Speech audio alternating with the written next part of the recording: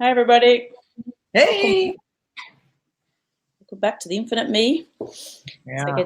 So today we're going to pick up a little bit where we left off yesterday, the conversation that Nat and I were diving into a little bit around how to make big decisions in life and what that can look like, more coming from that infinite space rather than your ego getting a hold of making a decision. So Nat wanted to continue on this topic, so apparently she's got something to share. I have no idea what that is, so she's got something to share in continuation of yesterday. So. I don't know what it is either. So Okay. let's just see what comes out. All right. I think you had an announcement, you said so. Oh, yeah. No, I do. So following on from yesterday, we were talking about my decision whether we were going to do a coaching program, which we really didn't know how much it was going to be, but we were probably guessing around 20, 30 grand for the year. So we're quite open to doing that. Didn't have the money for it, but very quite open to sort of seeing where it went. So after we got off the call with you guys, and then I had another chat with a mutual friend of ours, Mandy, Jen Lincoln. Oh, yeah. So Jen's been up working. She's done a lot of this work as well. So that's where we actually first met Jen. And we actually used to have a business together with Jen. And we used to have a business together called Beyond Belief Experiences, which is really cool. So Jen's been up in Canada actually working on a horse retreat center, off and on for probably the last year or more, actually working with the horses. So they're not really therapy horses. They're horses that through the program are actually helping people really front their stuff. Like they're really bringing consciousness work through the use of horses and the way the horses will react to you and stuff. So she was explaining, it was very cool. The way she was explaining was the horses are actually prey. So the way they approach their life type thing is that there are threats out there. There's coyotes and they're out in the sticks in Canada. Bears, those sorts of things, pretty scary things. But they can't be on edge all the time about those things actually coming and hurting them. So they really have I learned a lot actually about this, because this has been an ongoing issue for me as well. That they can't be on all the time type thing. They can't have that fight or flight adrenaline stuff pumping through their veins all the time in case something might happen. And some people listening to this right now might relate to that, because I certainly have always had that as well, this fight or flight, always on feeling. Well, that's the whole basis of adrenal fatigue, which a lot of people are in that mode. I've had that, so it's kind of experienced that. So it's, that's definitely a common thing that I'm finding people are facing these days, is they are constantly on, so their nervous system is just shot to pieces. So and I had the same thing when we were in Greece. Actually, a good friend of ours, she did Chinese medicine, and she did a healing, and it was so funny because she's such a lovely lady and got such a nice energy. But as soon as she started doing, she wasn't doing Reiki, she was doing, what was she doing, babe? She does acupuncture, doesn't she? Is it that lady? No, the Japanese shiatsu. So she's doing a shiatsu, which I'd never had before, but there's not just laying of hands pretty much. And I was so tense, it was ridiculous. And I was there the whole time going, no, just relax. Like, what's going on? Like, why am I so up? It's just Shuan. Like, she's so awesome. Like I'm trying to talk to myself, and my body was just getting more and more tense. I was like, wow, this is really crazy. So when I finished, she said, wow, your fight or flight is on 24/7, and it probably hasn't been switched off for years. And I used to be in the police, and she said that's probably where a lot of it comes from, my training. To always be on. I was doing VIP protection work for 7 years or so. So she said it's not unusual if you've done that sort of work to constantly be on. And as much as I've let go of a lot of all that stuff, a lot of people say, I would never even pick that you're in the police anymore. You're like totally different. That had never left. So it was really quite interesting that she had said that. So anyway, long story short, but I totally agreed. Like, we've met lots of people, particularly on through the consciousness and spiritual path, that have actually had adrenal fatigue. So it's actually quite interesting. It seems to be a thing. Like people that tend to have been on that awakening journey for a while usually are very sensitive people, like very sensitive to your environment, which literally just means you sense more than other people around certain topics. So that was something I heard just recently, which kind of really resonated, because there's a whole bunch of connotations that come with sensitive and empath and all different spiritual terms that people hear. But to be sensitive to something just means you sense more than other people do. That's literally all it does mean. So, but I would say, like, for myself, having adrenal fatigue, I definitely didn't have a, well, I did say, actually, I would say I had a high stress career at one point in time with the constant deadlines of a design agency. So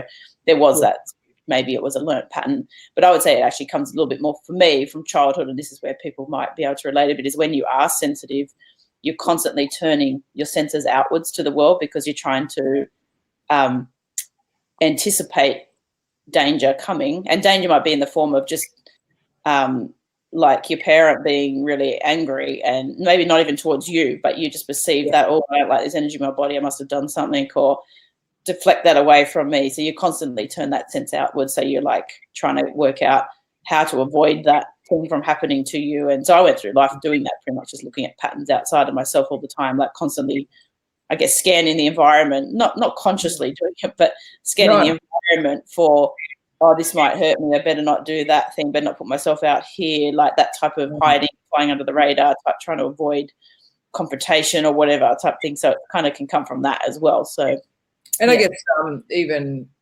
beyond that, even scope is like people that are sensitive to what's going on in the world environment, you know, terrorism and pollution and all these things that, you know, people are finding it difficult to navigate, particularly as they become more sensitive and open, as you say. Like, it's a really, I think it's a really important point you make, that if you're more sensitive, which a lot of spiritual people and conscious people are, and you're becoming more and more that way because you're becoming more and more aware, then being able to read energy really easily and pick up on energies and stuff, then the adrenal fatigue definitely is a big thing.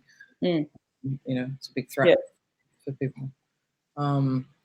So long story short, Jan was talking about that with, you know, using the horses to pick up on different sensitivities and things like that, because they have no filters, and they have been, you know, they are a prey animal type thing, then they are quite sensitive to their environment, but with no filters. So it's sort of, you get sort of really clear messages from horses, and they are a lot more sensitive than a lot of other animals are. To humans particularly. So it was really quite fascinating. So having a conversation with her about sort of the coaching program and what we should do. And the other layer that I hadn't talked about yesterday, because we actually hadn't spoken to the people that were related to it and involved in it, was that we were supposed to be going on a walk from Switzerland through to Italy over the Alps. And we were tossing around whether to do it or not. This has been planned for like over a year type thing. And that's probably in August, wasn't it? Late August or something. Yeah, it was supposed to be in late August that we're walking. So just more recently, I actually had smashed my toe against the wall and it's broken.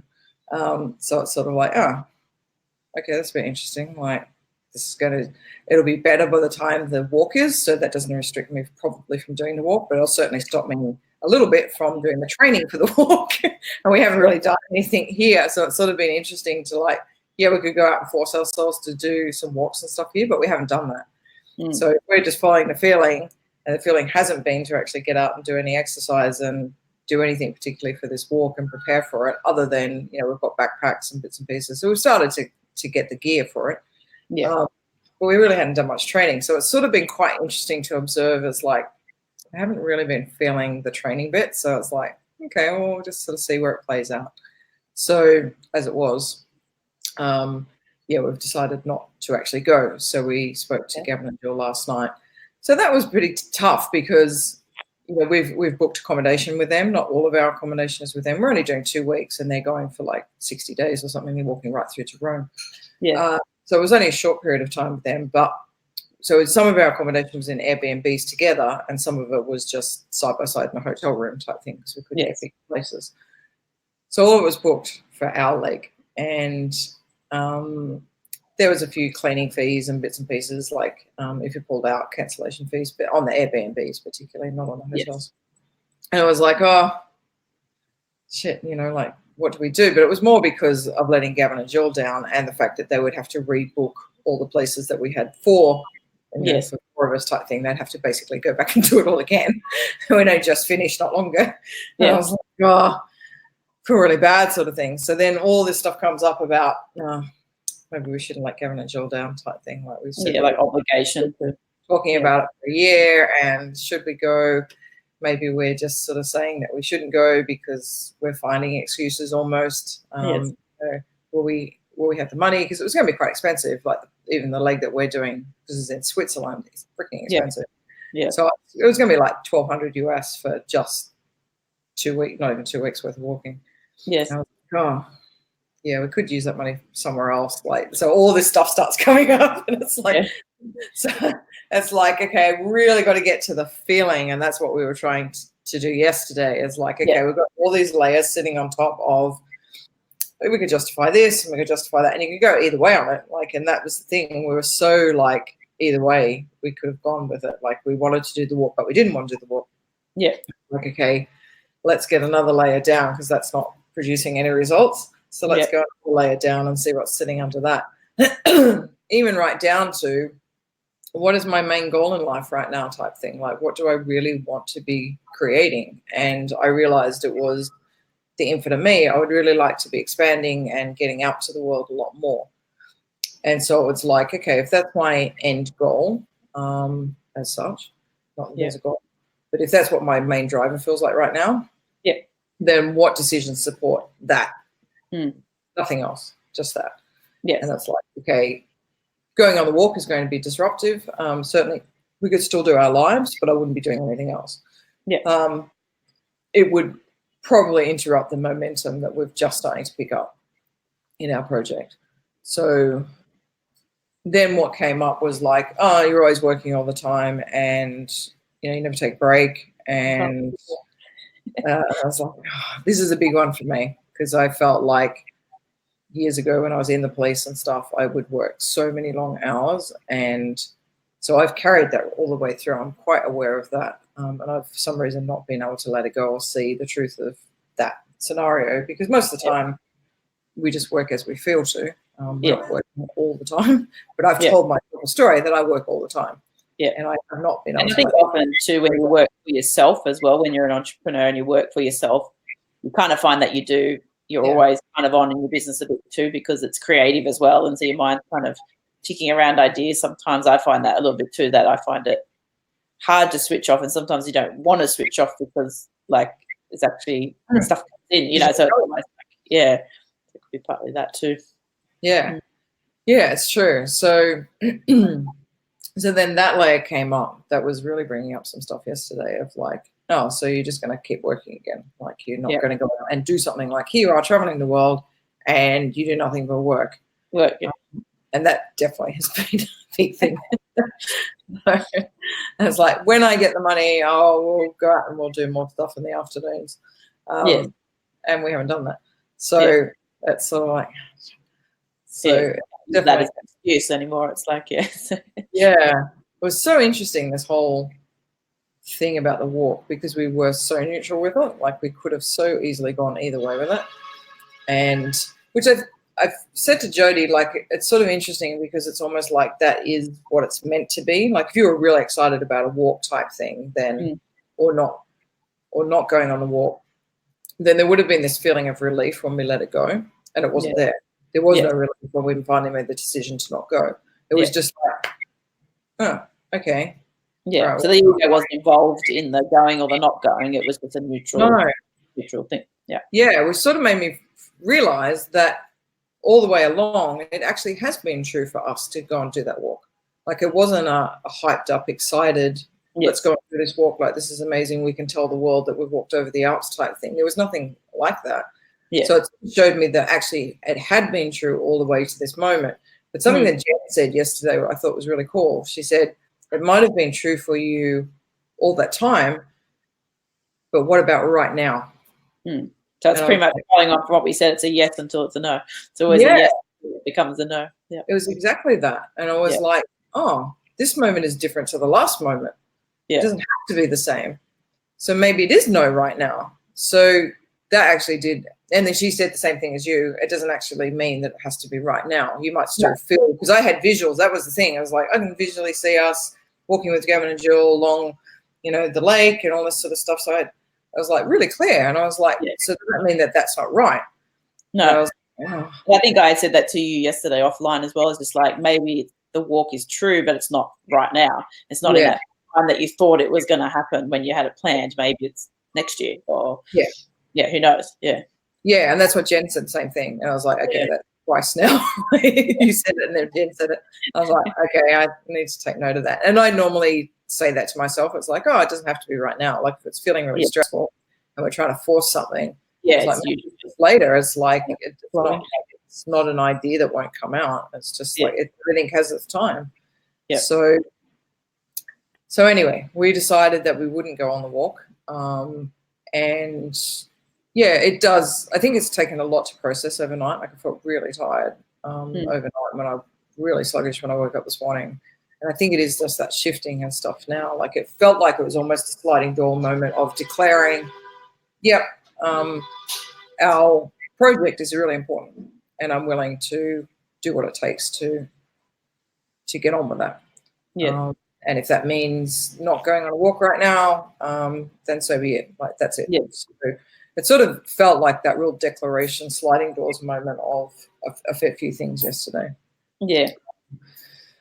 So we're not going on the walk, and we're going to just stay in Paris, because that was the other thing. Our homeowner in Paris actually said, you can have the dates pretty much the whole time we were going to be away. She was then saying, I'm going to have to find another house sitter then, because if you guys are busy walking, then I can't be you. And we had asked a few friends and they said no, they were busy. So we went, we could actually just stay in Paris. Like that makes life so much easier. Like everything becomes easy.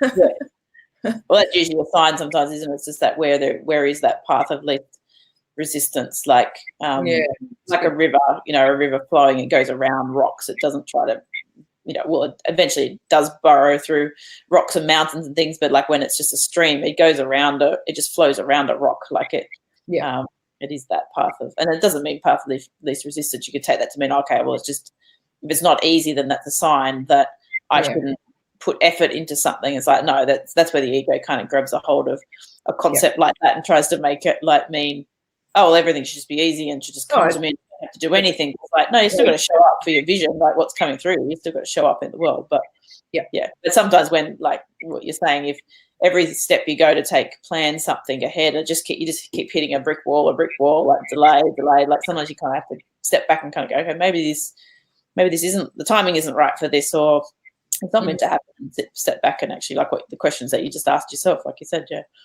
down the layers a little bit to see what's going on.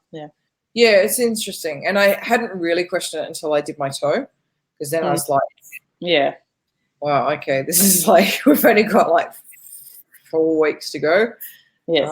I've done no training, and we're supposed to be starting to walk, and now I've got like, well, I don't know how broken it is, but it feels pretty broken. It's pretty sore when you move it. So, so it's like, okay, it could be possibly healed by then, like for sure. 4 weeks, probably not too bad. But it's like, what am I going to do before that?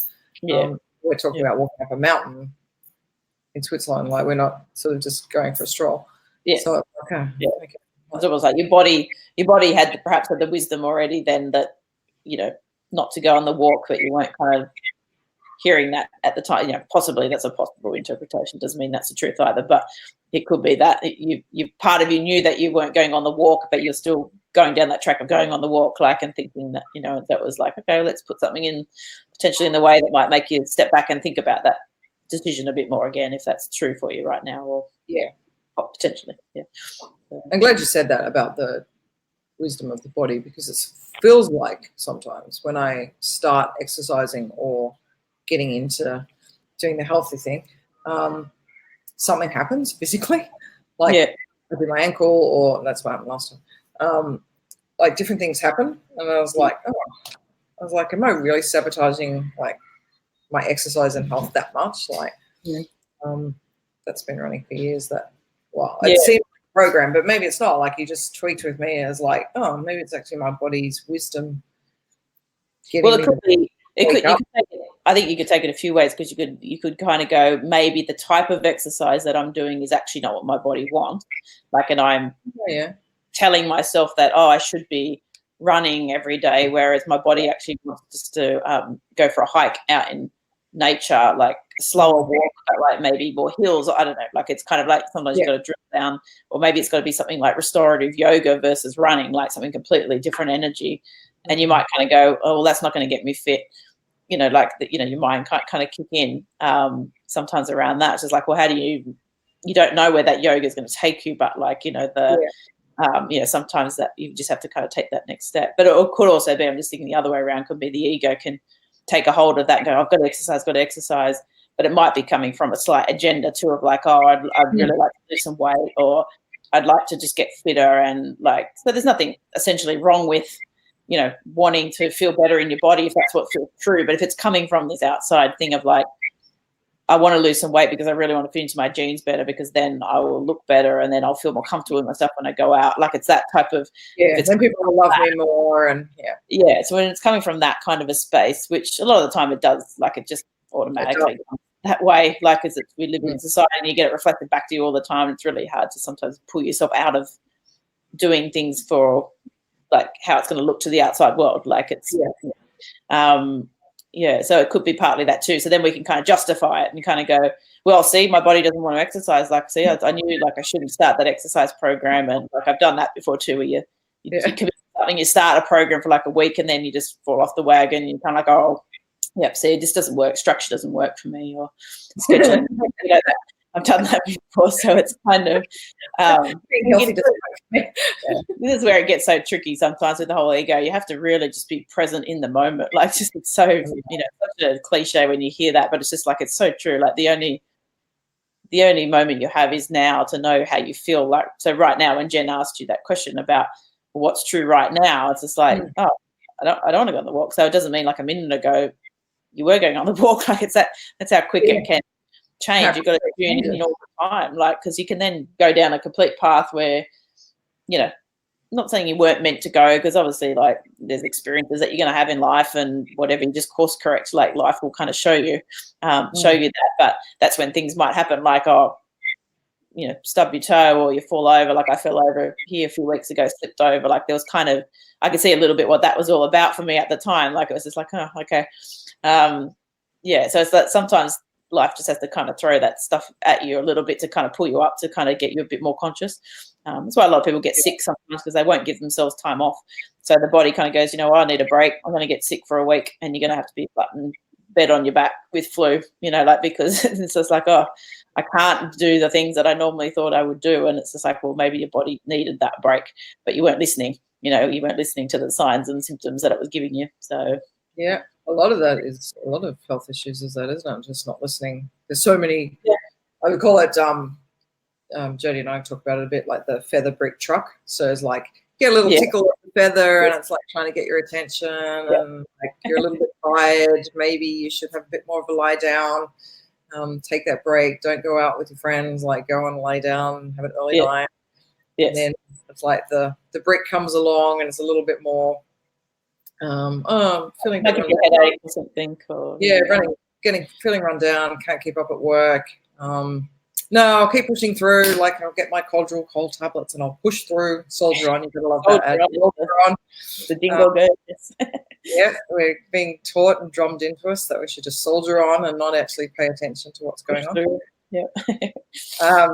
And then the truck, like you end up with cancer or a stroke or some adrenaline fatigue. That cosmic 2x4 from the universe that has to sort of whack you over the side of the head to get you to wake up. Like, now I'm going to slow down. And also wake up, I feel like, as well, because so many of us believe that the world can't do without us type thing. Like, I have to get this done because the world's going to fall apart if I'm not getting it done. And then suddenly you're sick for a week and you didn't get it done anyway, and you realize, oh, actually nothing happened. Everything's fine. Somebody else did it, or it wasn't necessary, or like everything just plays out and it's like, I think that's where a lot of that adrenal fatigue does come from, because it's a lot more prevalent in women, adrenal fatigue, and it does seem to hit around that age 40 onwards, because it takes a while to run your body down. Like, it's not like an overnight thing. You've been doing it for like 20 years. So it's kind of like your body just eventually depletes its reserves, and you hit that wall, and it tends to happen around, and you sort of think, well, a lot of women just, it's sort of a bit of a program that I think we're patterned into, in our culture around, we're here to look after everybody else, and especially if you've got kids or something like that, and you're constantly doing everything for everybody else all the time. You just feel like you've got no time for yourself, and constantly, like you said, like I can't just have a day off. Like, the world's going to fall apart. Like, I'm the one that manages everything. And so those kind of stories are the things that kind of keep us on that high alert all the time. We're constantly looking outwards for emergencies, and I've got to fix this, and I've got to do that, put that fire out over there, and so. No wonder we get exhausted. Like, it's exhausting talking about it. Like, well, it is. The ego doesn't think about all the thoughts that go through your mind, how actually exhausting that actually is when you step back from it and it sort of feels like your entire world and your entire life is just held together by glue. Like, it could just break at any moment. Like, it's just things could go wrong. And it's almost a self-perpetuating thing, isn't it? I was like, oh my God, everything's just, and it does feel like that because I've been there. Like, it feels like there's just, it's like Jenga type thing. Yeah, I was just thinking that Jenga about collapse, because it's just such a house of cards. That you're running on, like, and you're trying to somehow support this house of cards. It's like, what if you just let the house of cards fall? Yes. What happens? Yes. Yeah. And then just rebuild it with a structure, a proper structure that feels true for you. Yeah, exactly. That builds you up, not builds you down, like strips you down type thing, like actually feels solid foundation. Yes. And I guess that's what happens on the consciousness journey as well, is that we do get pulled all the way down oftentimes. Like, how many people are through on the consciousness journey and everything has fallen apart, like, just it looks like that on the outside, definitely. Every part of your world is just like destroyed in a moment. But you have to rebuild for sure, and then it feels more solid and more true for you. Yes. You don't buy into all the bullshit stories of life and things you have, or you've got to do this, or you've got to do that, or you've got to be part of this, or because a lot of time we've built our life on a lie. At the end of the day, a lot of the time, not everybody, of course, but a lot of the time, it has to it's like life has to come in and sort of level all the stuff that's not true. Like, so that can look pretty catastrophic sometimes to some people, like, depending on what happens. Yeah. But on the other side of that, if you take the lesson from what's come through, like, and actually tune into what's true for you, and then you've got a chance to sort of transmute all that and turn it into something you really want to be creating too. But it can go the other way too, and you can go to your grave having that resentment and to everything that's happened to you in your life, and you don't get the experience of that transformation happening. So, and I guess we see the younger generation now coming through. Like, it feels like our age is sort of that transformative from where our parents were, sort of in the, it feels like the dark ages, where things were really structured and there was quite an egoic system that they were brought up in. And then our age sort of started to become aware that, there are different things. Like, there was a few of us people of us that came through even as kids and went, something's not right with the world. Like, this doesn't feel right. More to this story going on. And then obviously the millennials and now the post-millennials, or they haven't got a name yet, post-millennials, are now really wired for that, where they don't even understand even our generation of like questioning things and stuff. Like, it just is. Like, everything just is. Well, they can see how they can just get on with stuff. They don't get kind of held down by the stories as much. And yes, that's okay. That's because they're younger as well. Sometimes as you go through the life experience, you sort of add those layers on. But it is a different energy. They're coming in with that already awakened consciousness towards how to experience this life as well. And I can't understand why we would put ourselves into these situations at times. And that's why I get so frustrated sometimes. It's just like, why would you do that? Like, why would you choose that? Like, we're trying to work that out too. But then you notice like how the older generations will label the millennials like, oh, well, they're just they feel entitled and they just look after themselves and all this type of thing. It's just like, okay, well, if we've got a judgment around being selfish because you actually put some focus on yourself and what you want to actually do with your life, then yes, okay, you're selfish. Like, it's kind of definitely been good. I always remember the night that my mum called me selfish when when I wanted to make a life decision that she didn't quite agree with. Yeah, so I was just like, oh, well, I'm choosing to be happy, not in a prison. So if that's selfish, I'm choosing that. So it's kind All of right. so quite happy being selfish then. So yeah, I can wear that label because I'll be free. So yeah. So, Yeah. So So the other, just going to say, has anything else come out of that decision? so the coaching program really fell into that, and it was interesting when we broke it down. So we're looking at, because we've got 3 projects so Jodie works on her project, 𝘼𝙧𝙚 𝙪, I've got Infinite Me, and then we joined together for the travel lifestyle stuff. So when we broke it down, Jodie sort of said, oh, I wouldn't really want the coaching for my thing, because it'll probably only last sort of 6 to 12 months, maybe. Short-term project. Yeah, I can do that myself, sort of thing. Like that should be largely passive anyway. Yeah. Then I looked at what I was saying to you with the Infinite Me. It's sort of like I questioned, do I want too much structure in it? Yes.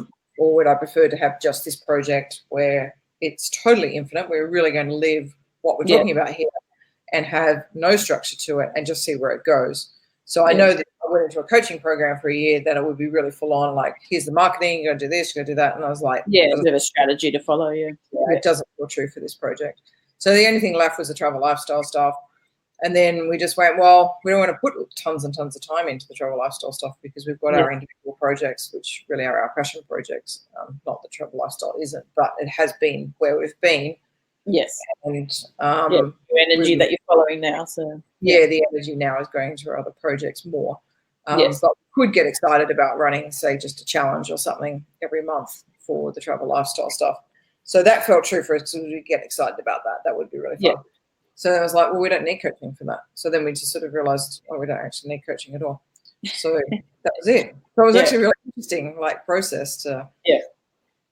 Do I buy into the? Did we both buy into the hype of possibly working with Julie? Because she's definitely, she's been like a really big mentor for both of us. And now the opportunity to work with her was like, ooh, that's a bit attractive. Maybe. But yeah, it was just interesting to sort of really feel into that truth and go, no, actually we're okay now. Like, we can do this. So it's quite interesting decision you've got to, because like you would say that there is that lot of that shiny object syndrome, that definitely I've got caught in a little bit too, especially in the spiritual world, because you do, you get attracted to different courses and learnings, and because it all feels really expansive and you do feel like you're gaining a lot of stuff. But I can definitely see where I've, invested money into stuff that probably felt like a waste of money once I got into it, like, because at the time it felt like a need. Like, I can definitely look back now and kind of go, that was my ego feeling like I really needed to do that program, because I was trying to fix the situation that I was in, versus it being, no, I'm just actually really drawn, which is what the coaching program that I talked about that I did last year, the higher level sort of program, was just like, no, that was a pure like heart choice, that one. It was just like, no, I just know I want to do this one, and it wasn't coming from any kind of ego or need to fixing anything. Like, it was, so that's,